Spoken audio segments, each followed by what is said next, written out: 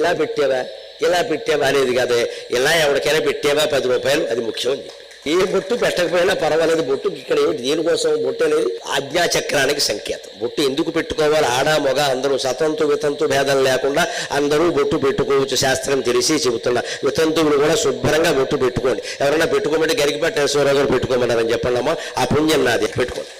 బొట్టుకి మొగుడికి సంబంధం లేదు. వితంతువులేమో పెట్టుకుందుకు లేదు అని బాధపడుతున్నారు. ఉన్నవాళ్ళు కాలేజీ అమ్మాయిలు మొత్తం తీసేసారు. పెళ్ళైన వాళ్ళు కూడా విచిత్రం, ఇంట్లో పెట్టుకుంటారు. ఆఫీస్కి వెళ్ళేటప్పుడు కనిపించకుండా పెళ్లినాడు అరుంధతి నక్షత్రం లాగా పెడతారు. అది కనపడితే ఎవరన్నా ఏమంట, మరి ఏమంటే ఇతర మతాల వారెవరికి వారి చిన్నాలు మెళ్ళో వేసుకుని ఆఫీసుకు తిరుగుతున్నారే, వాళ్ళ ప్రార్థనల కోసం పూజల కోసం గంట పర్మిషన్ ముందు పెట్టుకుని వెళ్ళిపోతున్నారే, వాళ్ళు ఎవరికీ లేనటువంటి నామోషి మనకెందుకు వచ్చిందండి హిందువులకి? మన చిహ్నాలు మనం ధరించడానికి, మన బొట్టు మనం పెట్టుకోవడానికి మేము హిందువులం, మేము హిందువుల్లాగే జీవిస్తాం, హిందువుల్లాగే మరణిస్తామని చెప్పవలసిందే ప్రతి హిందూ.